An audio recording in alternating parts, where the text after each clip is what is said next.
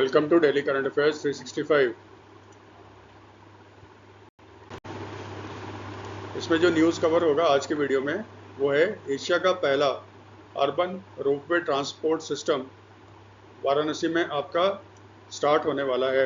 इसका trial run शुरू हो गया है। ये जो वाराणसी में रोपवे ट्रांसपोर्ट सिस्टम है, ये पर्वतमाला प्रोजेक्ट या नेशनल रोपवे डेवलपमेंट प्रोग्राम के तहत बनाया जा रहा है। इसके बारे में भी देखेंगे। इंदौर जो इंडिया का सबसे साफ सुथरा शहर है, ये भारत का पहला शहर बन गया है जहाँ पे शहर में जो पीने का पानी है, ड्रिंकिंग वाटर है, उसको सप्लाई किया जा रहा है थ्रू अ पंप। पंप से आप जानते हो पानी सप्लाई किया जाता है। वो पंप जो है सोलर पावर से काम करता है। और ये सोलर पावर स्टेशन जो सेटअप किया गया है वो ग्रीन बॉन्ड के पैसे का इस्तेमाल करके बनाया गया है। ये भारत में इस तरह का पहला प्रोजेक्ट है। फिर ग्रीन बॉन्ड और म्युनिसिपल बॉन्ड्स ये क्या होते हैं वो देखेंगे। कोंडारेड्डी पल्ली विलेज तेलंगाना का, ये भारत का दूसरा विलेज बन गया है जो 100% इलेक्ट्रिसिटी सोलर एनर्जी से प्राप्त करता है, और साउथ इंडिया का ये पहला विलेज है। ठीक है। फिर छत्तीसगढ़ में पहला floating solar power project start हो गया है।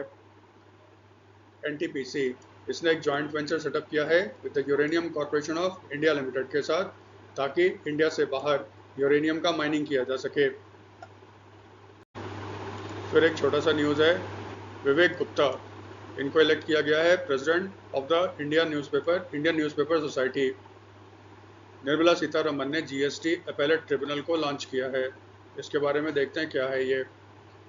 एचएसबीसी ये जो ब्रिटिश बैंक है, ये फाइनेंशियल मार्केट में वर्ल्ड में पहली बार क्वांटम टेक्नोलॉजी को यूज़ करने वाला पहली कंपनी बन गई है। और दुनिया का सबसे ऊंचा ब्रिज पब्लिक के लिए खोल दिया गया है इन चाइना। भारत और भूटान ने एग्रीमेंट साइन किया है जिसमें 2 रेल नेटवर्क बनेंगे जो इंडिया को कनेक्ट करेंगे भूटान के साथ। ये सारे न्यूज़ हम लोग कवर कर रहे हैं आज के इस वीडियो में। पहला न्यूज़, एशिया का पहला urban ropeway transport system Varanasi में स्टार्ट होगा। ठीक है, यही होता है ना रोपवे सिस्टम इसको। और ये जो केबल कार होता है इसको गंडोला भी बोलते हैं बहुत लोग। इसी में बैठ के लोग एक जगह से दूसरी जगह जाते हैं। ठीक है, तो पहले इस न्यूज़ के बारे में देख लो। वाराणसी जहाँ के member of parliament Narendra Modi साहब हैं, वो भारत का पहला और एशिया का भी पहला शहर होगा जहाँ पे रोपवे को इस्तेमाल किया जाएगा as a mass urban transport system. Mass urban transport का मतलब होता है एक जगह से दूसरी जगह बहुत सारे लोगों को एक साथ ले जाना। जैसे शहर में मास ट्रांसपोर्ट सिस्टम क्या है, बस। शहर में बस चलती है, लोग को एक दूसरी जगह से दूसरी जगह ले जाती है। कुछ स्टेट में आपका मेट्रो चलता है, मेट्रो रेल उसी तरह ये रोपवे सिस्टम होगा। ये जो रोपवे प्रोजेक्ट है इसको पर्वतमाला प्रोजेक्ट के तहत बनाया जा रहा है by the union ministry of road transport and highways. ये नितिन गडकरी साहब के अंदर आता है। वाराणसी का जो ये प्रोजेक्ट होगा ये 3.8 किलोमीटर्स होगा जो कनेक्ट करेगा वाराणसी कैंट को रथ यात्रा के जगह, ये जगह का नाम है, वहाँ से वहाँ तक इसको कनेक्ट करेगा। वाराणसी वाले कह रहे हैं इसकी क्षमता होगी 3000 पैसेंजर को 1 घंटे में एक डायरेक्शन। अब ये 2 डायरेक्शन में जाता है ना, तो एक डायरेक्शन में एक बार 1 घंटे में 3000 पैसेंजर को कैरी कर सकता है। 150 गंडोला, वो जो केबल कार होता है उसको गंडोला भी बोलते हैं, वो इंस्टॉल किया जाएगा। जो भारत के अब तक का सबसे बड़ा जो रोपवे है गुलमर्ग कश्मीर में, उससे 2.5 गुना ज़्यादा है। अभी रोपवे देखो कुछ कुछ जगह भारत में काम कर रहा है। वैष्णो देवी जाओगे वहाँ भी आपको दिखेगा, कश्मीर में आपका है, फिर आपका उत्तराखंड में भी कुछ एरिया में चालू हो गया है। सबसे लंबा जो लार्जेस्ट रोपवे है, तो लार्जेस्ट का मतलब पैसेंजर कैरी करने के क्षमता के हिसाब से, वो गुलमर्ग कश्मीर में है। टूरिस्ट स्पॉट है ये। कहते हैं वाराणसी का सिस्टम उससे भी बड़ा होगा। ठीक है, और इसमें 150 गंडोलास एक साथ काम करेंगे। खर्च कितने होंगे? 815.58 करोड़ ये हैगा। तो वाराणसी याद रखना आप। ठीक है, ये सारा जो प्रोजेक्ट है ये पर्वतमाला प्रोजेक्ट या इंग्लिश में बोले नेशनल रोपवे डेवलपमेंट प्रोग्राम के तहत बनाया जा रहा है। थोड़ा सा इस बैकग्राउंड इसके बारे में जान लो। 22-23 2022-2023 का जब यूनियन बजट निर्मला सीतारमन पेश कर रही थी, उस समय उन्होंने अनाउंस किया था पर्वतमाला प्रोजेक्ट का या नेशनल रोपवे डेवलपमेंट प्रोग्राम का। निर्मला सीतारमन ने कहा ये भारत में लाया जा रहा है ताकि जो हिली एरिया है या कंजेस्टेड अर्बन सेंटर्स है, जहाँ पे मास ट्रांसपोर्टेशन सिस्टम वाइबल नहीं है, वहाँ पे इसको यूज़ किया जाएगा। जैसे हिली एरियाज़ है, वहाँ पे रोड बनाना बहुत खर्चीला होता है, ट्रेन बनाना और भी खर्चीला होता है। तो इससे बेटर क्या है, दो रस्सी बांध दो, गंडोला इधर से उधर चलेगा, लोग इधर से उधर चले जाएंगे, वहाँ पे ट्रांसपोर्टेशन का प्रॉब्लम सॉल्व हो जाएगा। या जो बहुत ही कंजेस्टेड अर्बन एरिया होता है, जहाँ पे एक्सपेंशन करने की जगह नहीं होती है, रोड को ज़्यादा चौड़ा नहीं कर सकते, मेट्रो बनाना बहुत खर्चीला हो जाता है, वहाँ पे भी आप इस प्रोजेक्ट का इस्तेमाल कर सकते हो, रोपवे का इस्तेमाल कर सकते हो, ताकि आदमी एक जगह से दूसरी जगह चला जाए। और इसमें बहुत ज़्यादा जगह भी नहीं लेते ना ये लोग, और थोड़ा कॉस्ट इफेक्टिव भी होते हैं, इसीलिए इसको स्टार्ट किया गया है। ठीक है, तो फिर पर्वतमाला प्रोजेक्ट, इसको भारत में लागू कौन करेगा? इसको लागू करेगा national highway logistics management limited. ठीक है, पर्वतमाला प्रोजेक्ट को ये आपका इम्प्लीमेंट कर रहा है। इसका मतलब वाराणसी वाला भी जो प्रोजेक्ट है वो national highway logistic management limited आपका इम्प्लीमेंट कर रहा है। तो ये नेशनल लॉजिस्टिक मैनेजमेंट लिमिटेड है क्या? ये एसपीवी है। एसपीवी का मतलब है स्पेशल पर्पस व्हीकल। ये किसी एक खास प्रोजेक्ट के लिए बनाया जाता है। ठीक है, तो ये एक स्पेशल पर्पस व्हीकल है जिसको national highway authority of India ने सेटअप किया है। आप जानते हो जो national highway authority of India है या NHAI है, ये आता है under the union ministry of road transport and highways. Bharat में जितने भी नेशनल हाईवेज हैं उसका डेवलपमेंट करना, उसको मेंटेन करना, ये सारी जिम्मेदारी national highway authority of India को दिया गया है। तो national highway authority of India ही पर्वतमाला प्रोजेक्ट को इम्प्लीमेंट कर रहा है, और इसके लिए उसने एक अलग से अथॉरिटी बना रखी है, एक स्पेशल पर्पस व्हीकल सेटअप कर रखा है। उस स्पेशल पर्पस व्हीकल का नाम है नेशनल लॉजिस्टिक्स मैनेजमेंट लिमिटेड। ठीक है, ये थोड़ा सा इसको याद रखना है। फिर इंदौर, ये भारत का पहला सिटी बन गया है जहाँ पे शहर में ड्रिंकिंग वाटर सप्लाई किया जा रहा है थ्रू पंप के थ्रू। आप जानते हो शहर में पानी, पीने का पानी सप्लाई करते हैं पंप के थ्रू, और वो जो पंप है वो सोलर पावर से चल रहा है। ये जो सोलर पावर प्लांट बना है इस पर्पज़ के लिए, इसमें पैसे कहाँ से आए हैं? ग्रीन बॉन्ड के थ्रू आए हैं। तो इस तरह का ये पहला है आपका भारत में। ये देखो है क्या, इसको थोड़ा समझते हैं। ये तो चलो हो गया। इंदौर, वहाँ पे है इंदौर म्यूनिसिपल कॉरपोरेशन। उसने इस पर्पज़ के लिए एक 60 मेगावाट का सोलर एनर्जी प्लांट सेटअप किया है जो पानी को पंप करेगा, हर घर तक पहुँचाएगा पीने का पानी। ठीक है, ये जो सोलर एनर्जी प्लांट है इसको सेटअप किया है, उसमें जो अधिकांश पैसे खर्च हुए हैं ना, वो पैसे आए कहाँ से हैं? इसके लिए इंदौर म्यूनिसिपल कॉरपोरेशन ने ग्रीन बॉन्ड इशू किया था। ठीक है, और ये लिस्टेड हुआ है कहाँ पे? नेशनल स्टॉक एक्सचेंज पे। और आप जानते हो इस साल भी भारत, आप जानते हो जो union ministry of housing and urban affairs है ना, अभी मनोहर लाल खट्टर के अंदर है ना, तो union ministry of housing and urban affairs वो हर साल निकालता है स्वच्छ सर्वेक्षण, जिसमें भारत में सबसे क्लीन सिटीज़ का रैंकिंग किया जाता है। पिछले 8 साल से लगातार भारत का सबसे स्वच्छ शहर, सबसे क्लीन सिटी कौन है? इंदौर है। 24-25 का भी जो आपका स्वच्छ सर्वेक्षण आया है, उस स्वच्छ सर्वेक्षण में इंदौर लगातार 8वीं बार सबसे साफ सुथरा शहर है भारत का। ठीक है, ठीक है, ये देखो, ये ग्रीन बॉन्ड और म्यूनिसिपल बॉन्ड्स। बॉन्ड, बॉन्ड का मतलब होता है बेसिकली कर्ज। ठीक है, बहुत जगह आपने वर्ड सुना होगा डिबेंचर्स, और कहीं पे आपने सुना होगा बॉन्ड्स। ये देखो पहले होता क्या है, अगर किसी को कर्ज चाहिए मार्केट से तो फिर वो क्या करेगा? अपना पेपर इशू करेगा। पेपर कैसा होता है? ऐसे रफली वो कहेगा ना, आप मुझे दे दो 100 रुपये,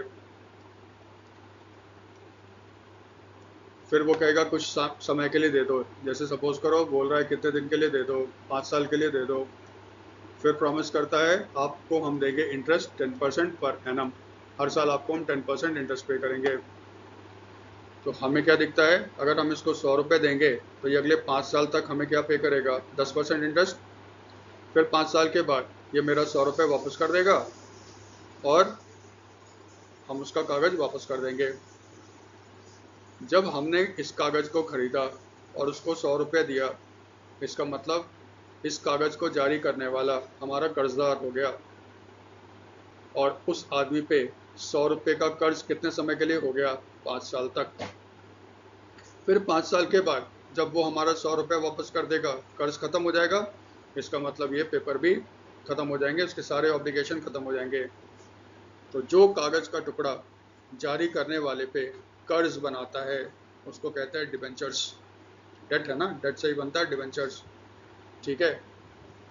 कभी कभी शब्द देखोगे बॉन्ड, थोड़ा रफली समझने के लिए ये समझ लो, भारत में जो गवर्नमेंट या गवर्नमेंट है ना कि बैक्ड इंस्टीट्यूशंस अगर बोरो करते हैं उसको कहते हैं बॉन्ड्स, प्राइवेट वाले करते हैं उसको हम लोग कह देते हैं डिबेंचर्स। इंडिया में रफली ये थोड़ा सा एक डिस्टिंक्शन किया जाता है, ठीक है। अब देखो, जब भारत सरकार इशू करेगा तो उसको हम लोग भारत सरकार को कहते हैं बॉन्ड्स, सॉवरेन बॉन्ड। सॉवरेन का मतलब होता है गवर्नमेंट, ठीक है। गवर्नमेंट मतलब, सॉवरेन मतलब भारत सरकार हो गया, ठीक है। तो इंडिपेंडेंट कंट्री की गवर्नमेंट जब इसको इशू करता है उसको सॉवरेन बॉन्ड्स बोलते हैं, ठीक है, सॉवरेन।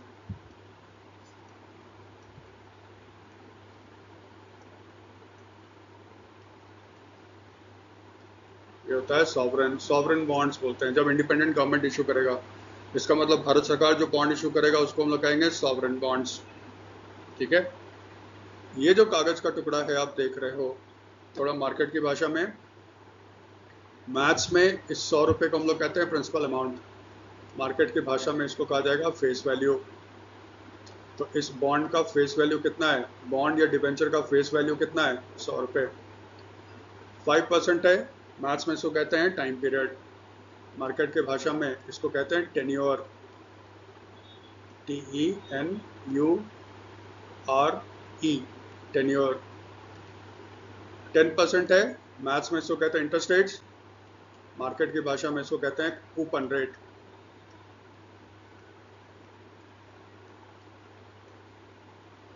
ठीक है, इसको कहते हैं कूपन रेट। ये मार्केट की टर्मिनोलॉजी है, ये थोड़ा सा ध्यान रखना।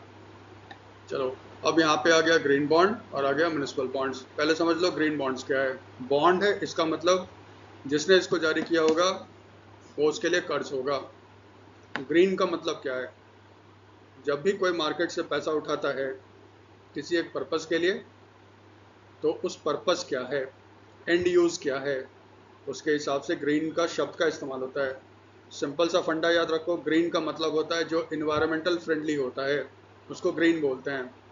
जैसे अगर कोई बस चल रही है, उसमें पेट्रोल डीजल के द्वारा वो फ्यूल का इस्तेमाल कर रहा है, उससे हार्मफुल गैसेस निकलेंगे, कार्बन ज़्यादा निकलेगा, पोल्यूशन बढ़ेगा, ग्लोबल वार्मिंग बढ़ेगा। तो पेट्रोल डीजल या फॉसिल फ्यूल वो ग्रीन नहीं है। लेकिन अगर वही बस आपका चल रहा है हाइड्रोजन एनर्जी से, ठीक है, हाइड्रोजन के सेल्स बनते हैं ना, एक्सपेरिमेंट भी स्टार्ट हो गए हैं, और कुछ दिन में देखिएगा हाइड्रोजन से चलने वाला बस भी दिखेगा। अब हाइड्रोजन का बाय प्रोडक्ट क्या होता है, पानी, ठीक है। तो उस बस से आपका पानी निकलेगा, उसमें पोल्यूशन नहीं होगा, कार्बन का ना का प्रोडक्शन होगा। तो इस तरह का बस जो होगा उसको कहेंगे इन्वायरमेंटल फ्रेंडली है, इको फ्रेंडली है, या ग्रीन बस है। Solar energy, wind energy, hydrogen energy, ये सारे क्या होते हैं, ग्रीन एनर्जी होते हैं।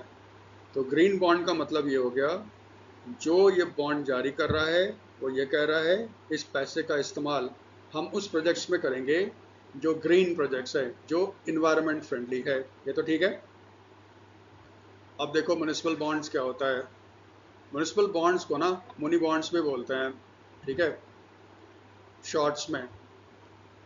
ये बेसिकली क्या है, बॉन्ड है तो ये डेट इंस्ट्रूमेंट्स होगा, ठीक है, लेकिन शब्द क्या लगा दिया बॉन्ड के पहले, म्युनिसिपल।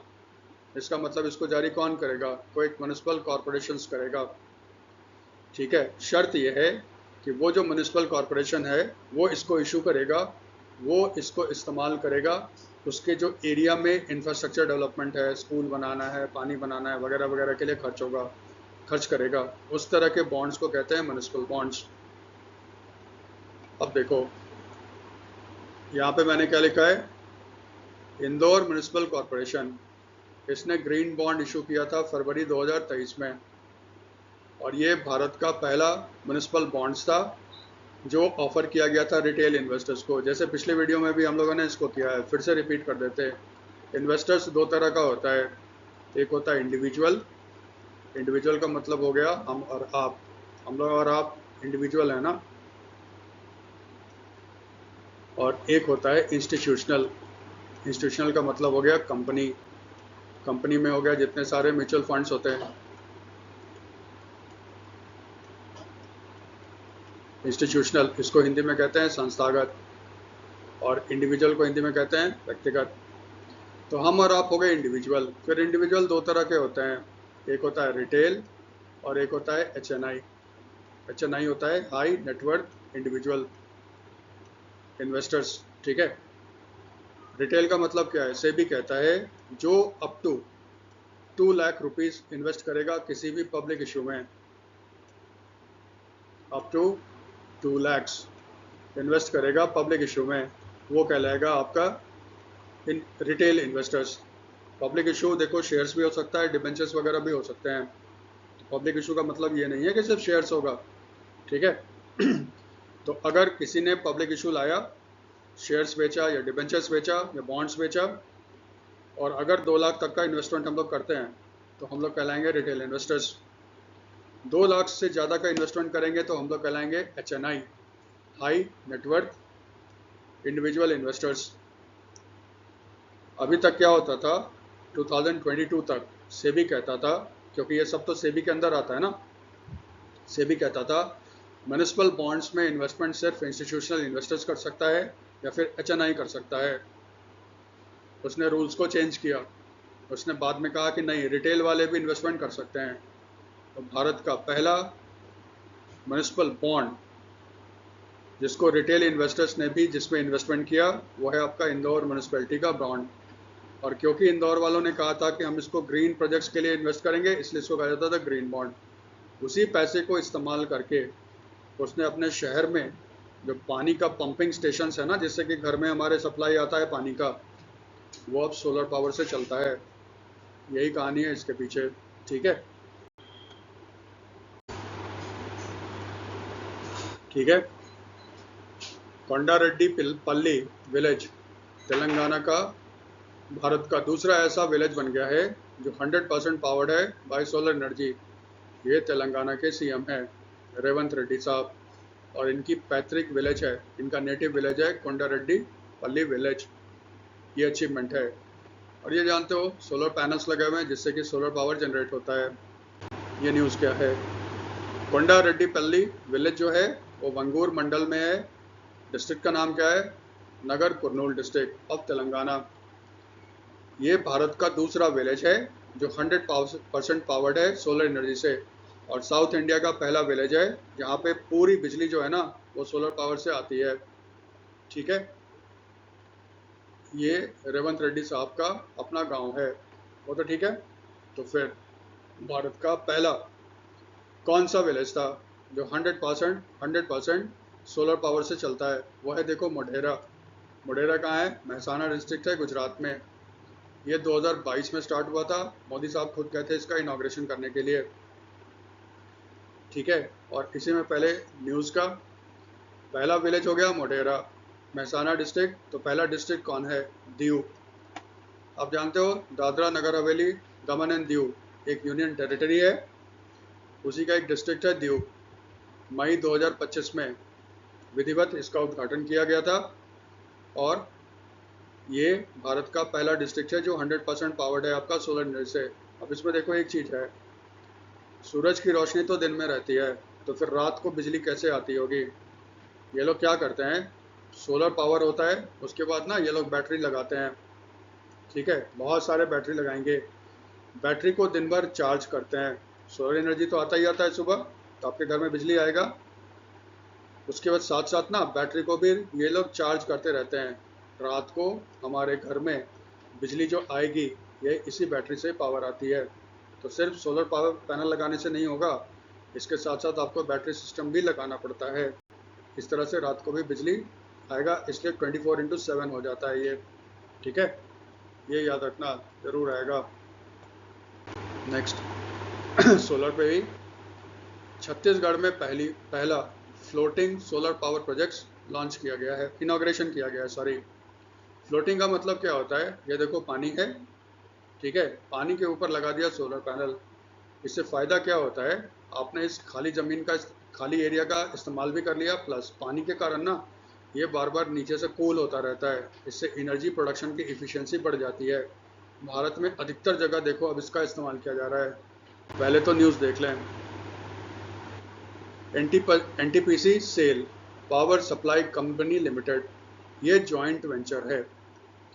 जॉइंट वेंचर है किसका, एनटीपीसी का और सेल। सेल क्या है, SAIL authority of India limited, ये steel authority of India limited. आप जानते हो भारत में स्टील बनाने वाली कंपनी, पब्लिक सेक्टर में सबसे बड़ी कंपनी है सेल। इसका एक प्लांट है भिलाई। भिलाई कहाँ है, ये छत्तीसगढ़ के दुर्ग डिस्ट्रिक्ट में है। आप देखोगे ना, जहाँ पे पावर प्लांट्स होगा या फिर जहाँ पे स्टील प्लांट है, यहाँ पे पानी का बहुत ज़रूरत होता है। इसीलिए लोग, कंपनी क्या करते हैं, एक बड़ा बड़ा ना रिजर्वायर बना के रखते हैं, समझो एक बड़ा सा तालाब बना के रखते हैं, ताकि उनको पानी का सप्लाई होता रहे। तो भिलाई में जो स्टील प्लांट है सेल का, वहाँ पे भी इन्होंने रिजर्वायर बना रखा है। तो सेल ने एनटीपीसी के साथ हाथ मिलाया और इस पानी के ऊपर इन्होंने सोलर पैनल्स लगा दिए। इसका मतलब पानी के ऊपर फ्लोट करता हुआ दिखता है ना हमें, इससे बिजली का सप्लाई होगा, जिसका इस्तेमाल सेल अपने भिलाई के स्टील प्लांट में भी यूज़ करेगा, अपने टाउनशिप्स में यूज़ करेगा। ये छत्तीसगढ़ का पहला फ्लोटिंग सोलर पावर प्लांट है, यही याद रखना है। ठीक है, और इसको बनाया किसने है, NTPC cell power supply company limited ने। बाद में प्लान ये है कि इसको थोड़ा और बढ़ाया जाएगा। ठीक है, ये याद रहेगा आपको। चलो थोड़ा सा बैक कवर कर लें। भारत का जो सबसे बड़ा largest floating solar power plant है, ये 600 मेगावाट का होगा और ये बनाया जा रहा है कहाँ पे, ओमकारेश्वर डैम में के ऊपर। ओमकारेश्वर डैम जो है नर्मदा नदी के ऊपर बना है, और ये कहाँ पे, खंडवा डिस्ट्रिक्ट ऑफ मध्य प्रदेश। ये जो डैम होगा, इसमें बहुत बड़ा एरिया जो होगा, वहाँ पे पानी को इम्पाउंड किया जाएगा, यानी कि यहाँ पे एक जलाशय या लेक बना होगा। इसी के ऊपर सोलर पावर प्लांट्स बनाए जाएंगे। ये 600 मेगावाट का होगा टोटल। ये भारत का सबसे बड़ा largest floating solar power plant होगा।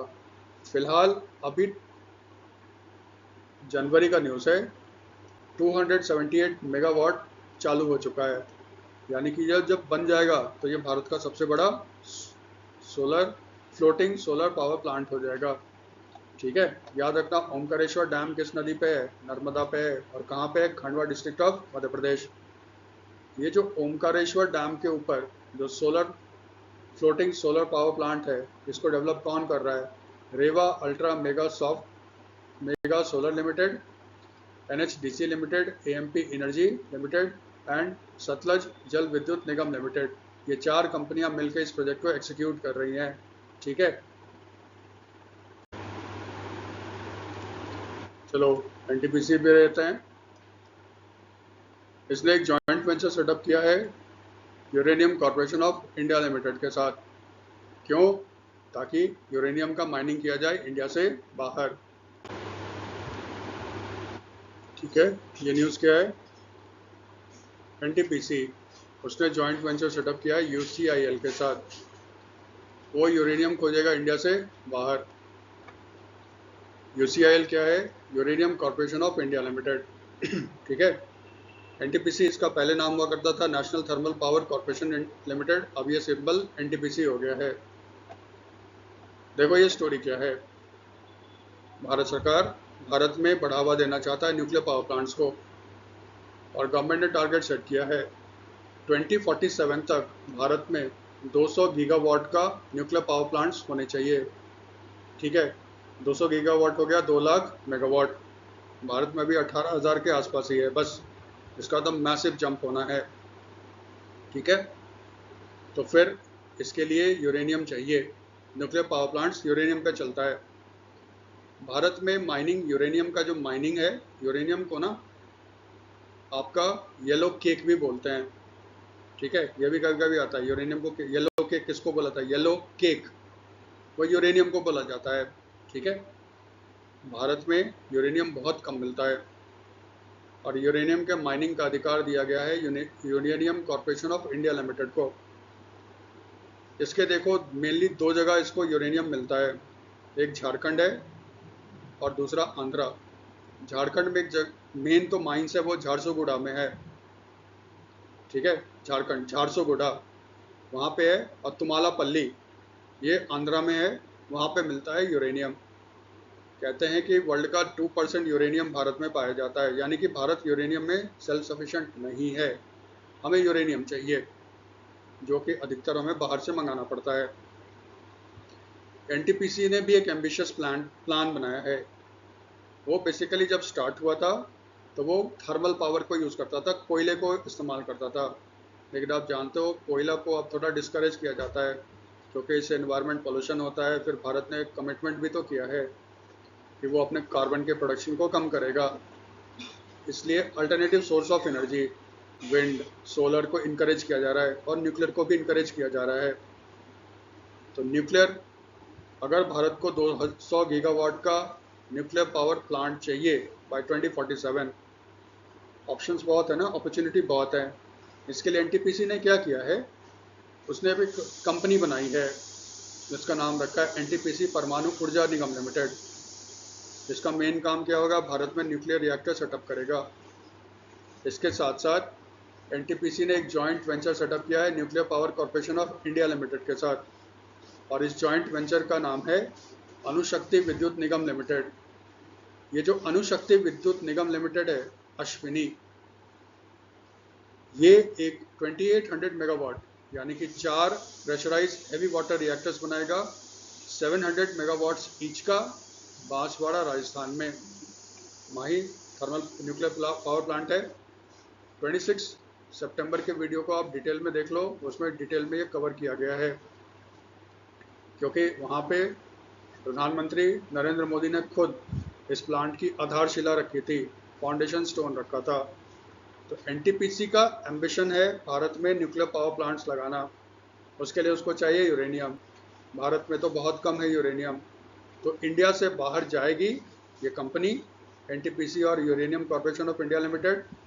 बाहर जाके माइन का बिडिंग करेगा, माइन से निकालेगा यूरेनियम और उस यूरेनियम को भारत में लाएगा, जो एनटीपीसी अपने न्यूक्लियर पावर प्लांट्स में यूज़ करेगा। यही स्टोरी है, ये सब सारा चीज़ याद रखिएगा।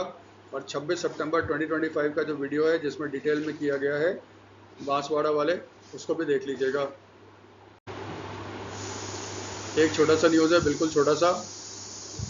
भारत में जितने सारे न्यूज़पेपर, मैगजीन्स, पीरियोडिकल्स, जर्नल्स वगैरह होते हैं, उनका एक एसोसिएशन है उस एसोसिएशन का नाम है इंडियन न्यूज़पेपर सोसाइटी। अभी 2025 के लिए जो उसके ऑफिस बेयरर हैं उसका इलेक्शन हुआ था, तो 25-26 के लिए जो इंडियन न्यूज़पेपर सोसाइटी है उसके प्रेसिडेंट चुने गए हैं विवेक गुप्ता।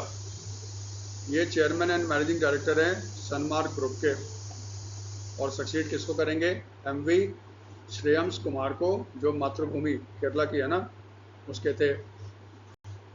वाइस प्रेसिडेंट बने हैं तन्मय महेश्वरी अमर उजाला के, और सेक्रेटरी जनरल बनी है मैरी पॉल। छोटा सा है, विवेक गुप्ता याद रखो, बाकी स्किप भी कर दो, कोई फर्क नहीं पड़ता। फिर GST, goods and service tax appellate tribunal को लॉन्च किया गया है। लॉन्च किसने किया? फाइनेंस मिनिस्टर निर्मला सीतारमन ने। ठीक है, तो जीएसटी अपेलेट ट्रिब्यूनल इसको लॉन्च किया है निर्मला सीतारमन ने। ठीक है, ये जो जीएसटी अपेलेट ट्रिब्यूनल है, ये एक अपेलेट अथॉरिटी होगा जिसको बनाया गया under the central goods and service tax act 2017, इस कानून के तहत बनाया गया है। ये देखो है क्या, यहाँ पे सिंपल सी बात देखो, GST goods and service tax, ये इनडायरेक्ट टैक्स है। 1 जुलाई 2017 को पूरे हिंदुस्तान में आपका ये लागू हुआ था, और अभी गवर्नमेंट ने इसके स्लैब्स को कट किया है, स्लैब बना दिया 0%, है ना, 0%, 5%, 18% और 40%, है ना। ये अब 4 स्लैब का हो गया जीएसटी, जो कि आपका लागू हुआ है 22 सितंबर से। ठीक है, ये पिछले 9 सितंबर के वीडियो में आप देख सकते हो। अब देखो जीएसटी जो होगा तो उसमें डिस्प्यूट हो सकते हैं, तो अगर डिस्प्यूट होगा तो फिर डिस्प्यूट कहाँ पे सुना जाएगा, तो इसमें यह किया गया है कि जो आपका डिस्प्यूट होगा वो उसके लिए आपको जाना पड़ेगा अपेलेट अथॉरिटी के पास। ठीक है, सीधा कोर्ट जाने की ज़रूरत नहीं है, स्पेशलाइज अपेलेट अथॉरिटी है, आप वहाँ चले जाओ। अगर आप उसके फैसले से संतुष्ट नहीं होते हो तो फिर आप चले जाओ जीएसटी अपेलेट अथॉरिटी में, ट्रिब्यूनल में। ठीक है, फिर यहाँ भी संतुष्ट नहीं होते हो तो फिर हाई कोर्ट और सुप्रीम कोर्ट। इसमें अभी तक क्या था, जीएसटी अपेलेट ट्रिब्यूनल नहीं बना था, इसके कारण जो जीएसटी में झगड़ा होता था उसमें मैसिव बैकलॉग हो गया था। इसको सुलझाएगा कौन, कोर्ट जानते हो, कोर्ट में बहुत टाइम लगता है। तो फिर जीएसटी के रिफॉर्म में ये एक दूसरा स्टेप था, गवर्नमेंट ऑफ इंडिया ने जीएसटी अपेलेट ट्राइब्यूनल को नोटिफाई कर दिया।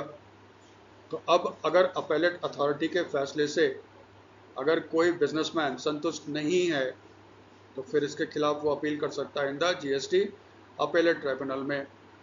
तो फिर जीएसटी अपेलेट ट्राइब्यूनल कौन कौन से केस के बारे में सुनेगा, जो केस रिलेटेड है central goods and service tax act से, state goods and service tax act से and the union territory goods and service tax act से। ठीक है, तो अगर इन सारे एक्ट्स के तहत कोई डिस्प्यूट है तो पहले अपेलेट अथॉरिटी के पास जाओ, उसके बाद जीएसटी अपेलेट ट्रिब्यूनल के पास, फिर हाई कोर्ट और सुप्रीम कोर्ट वाला हिसाब किताब है। ये निर्मला सीतारमण ने फॉर्मली इसको लॉन्च कर दिया। थोड़ा सा इसके बारे में याद रखना, जो जीएसटी अपेलेट ट्रिब्यूनल होगा इसका जो मेन बेंच होगा वो न्यू दिल्ली में होगा, प्रिंसिपल बेंच। फिर 31 स्टेट बेंच बनाए जाएंगे वेरियस स्टेट्स और यूनियन टेरिटरीज में। जो अपेलेट ट्रिब्यूनल होगा इसमें जुडिशियल मेंबर्स भी होंगे, टेक्निकल मेंबर्स होंगे। तो फिर जीएसटी अपेलेट ट्रिब्यूनल का प्रेसिडेंट कौन होगा, मजे की बात है ना, 2024 में ही अपॉइंट हो गए थे, लेकिन अपेलेट ट्रिब्यूनल अभी सितंबर में लागू हो रहा है। तो जो पहले प्रेसिडेंट हैं जीएसटी अपेलेट ट्रिब्यूनल के वो हैं रिटायर्ड जस्टिस संजय कुमार मिश्रा। ठीक है, इनका नाम ऐसे ही है, SANJAYA है, संजय कुमार मिश्रा। ये चीफ जस्टिस थे पहले झारखंड हाई कोर्ट के। तो पहला जीएसटी अपेलेट ट्रिब्यूनल के head retired justice Sanjay Kumar Mishra हैं, ये इसके हेड होंगे। इसका प्रिंसिपल बेंच कहाँ होगा, न्यू दिल्ली में होगा। ठीक है, और 31 स्टेट यूनियन टेरिटरीज में इसके एक एक बेंच सेटअप किए जाएंगे। ठीक है, और ये तो आप जानते ही हो। ठीक है, ये जीएसटी भारत में कब से लागू किया गया था, 1 जुलाई 2017 से। आप डिटेल देख सकते हो 9 सितंबर वाले में वीडियो में, यहाँ पे इसके बारे में डिस्कस किया गया है। ठीक है, क्योंकि निर्मला सीतारमण कह रही हैं कि जीएसटी में जो ये रिफॉर्म हुआ है 0%, 5%, 18% और 40% का जो स्लैब बना है, इससे extra 2 lakh crore Indian economy में लिक्विडिटी जनरेट होगा। ठीक है, फिर HSBC ये वर्ल्ड की पहली फाइनेंशियल कंपनी है जिसने क्वांटम टेक्नोलॉजी का यूज़ किया इन द फाइनेंशियल मार्केट। ये देखो न्यूज़ क्या है, HSBC has become the first financial institutions in the world to utilize quantum technology. इसने IBM, ठीक है, अमेरिकन कंपनी है, IBM का हीरो क्वांटम प्रोसेसर को यूज़ किया, किसके लिए, बॉन्ड के प्राइस को प्रेडिक्ट करने के लिए। बॉन्ड के मार्केट में देखो, अगर प्राइस बढ़ेगा या घटेगा उससे उसके यील्ड पे इफेक्ट पड़ता है, इन्वेस्टर्स के इन्वेस्टमेंट वैल्यूज़ पे इफेक्ट पड़ता है। ठीक है, तो इसने एक एक्सपेरिमेंट किया उसने IBM का क्वांटम प्रोसेसर यूज़ किया है, क्वांटम सुपर कंप्यूटर यूज़ किया है प्रिडिक्ट करने के लिए कि बॉन्ड का मार्केट जो है वो अप जाएगा डाउन जाएगा। वो कहता है 30% उसने सही प्रिडिक्ट किया है। तो HSBC दुनिया का पहला फाइनेंशियल कंपनी है जिसने क्वांटम टेक्नोलॉजी का यूज़ किया है इन द फाइनेंशियल मार्केट। ठीक है। HSBC का फुल फॉर्म होता है Hong Kong and Shanghai banking corporation. देखो बहुत लोग सोचते हैं ना हांगकांग का इसका मतलब चाइनीज़ हो गया, नहीं, ये ब्रिटिश बैंक है जिसको इस्टेब्लिश किया गया था हांगकांग में, और इसका ग्लोबल हेडक्वार्टर भी लंदन यूनाइटेड किंगडम में है। भारत में भी HSBC बैंक है और ये एक फॉरेन बैंक की तरह रजिस्टर्ड है विद द स्टेट RBI। ये विदेशी बैंक है जो भारत में है। HSBC का टैगलाइन क्या है? The world's local bank. ये याद रखना है, ये ब्रिटिश बैंक है, चाइनीज़ या हांगकांग की बैंक नहीं है, यही याद रखना है। फॉरेन में ही वर्ल्ड का सबसे ऊंचा ब्रिज पब्लिक के लिए खोल दिया गया है इन चाइना। वर्ल्ड का हाईएस्ट ब्रिज पब्लिक के लिए खोल दिया है चाइना में। ये ब्रिज क्या है? Huajiang grand canyon bridge. ये लगभग 2050 फीट ऊपर है। किस नदी के ऊपर? बाइपान रिवर के ऊपर। ये कहाँ पे स्थित है? चाइना का एक प्रोविंस है, जैसे भारत में स्टेट होता है ना, चाइना में उसको प्रोविंस बोलते हैं। ग्यूझौ, प्रोनाउंसिएशन शायद गलत हो, लेकिन हम लोग इंडियन है, चाइनीज़ नहीं है, तो ग्यूझौ चाइना का स्टेट है या प्रोविंस है, ये वहाँ पे है। इसने रिकॉर्ड किसको तोड़ा? ग्यूझौ में ही एक ब्रिज है, ड्यूज ब्रिज। ठीक है,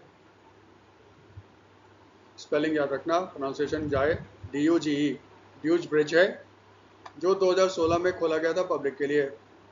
उसका रिकॉर्ड तोड़कर इससे भी ऊंचाई पे बना हुआ जो ब्रिज है वो है ह्योजियांग ग्रैंड कैनियन ब्रिज। ठीक है। दूसरा जो रिकॉर्ड इसने बनाया है हुआजियांग ग्रैंड कैनियन ब्रिज ने, ये वर्ल्ड का लॉन्गेस्ट ब्रिज भी है इन अ माउंटेनियस रीजन। पहाड़ी क्षेत्र पे दुनिया का सबसे लंबा ब्रिज भी ये है, और इसकी लंबाई कितनी है? 4600 फीट अक्रॉस। ठीक है। चलो, इंडिया और भूटान ने एक एग्रीमेंट साइन किया है जिसमें दोनों देशों को एक रेलवे नेटवर्क से कनेक्ट किया जाएगा। ठीक है। भूटान के फॉरेन सेक्रेटरी ओम पेम चौधन भारत आए थे 29 सितंबर को। उसमें एक एग्रीमेंट साइन हुआ था जिसमें इंडिया और भूटान सहमत हो गए 2 रेल नेटवर्क बनेगा, कोकराझार गेलेफू और बनरहाट समस्ती। और टोटल कॉस्ट कितना होगा रेल प्रोजेक्ट का? 4,33 करोड़ रुपीज़ का। ठीक है। तो ये 4,033 करोड़ रुपीज़ का ये प्रोजेक्ट होगा, रेल प्रोजेक्ट कंबाइन दोनों मिला के। हमें क्या याद रखना है? कोकराझार ये असम में है, यहाँ से एक रेल लाइन निकलेगा जो जाएगा गेलेफू भूटान में। ये कितना लंबा होगा? 69 किलोमीटर्स लंबा होगा। फिर बनरहाट जगह है आपका बंगाल में, यहाँ से एक रेल लाइन निकलेगा जो भूटान में जाएगा समस्ती। ठीक है, समस्ती।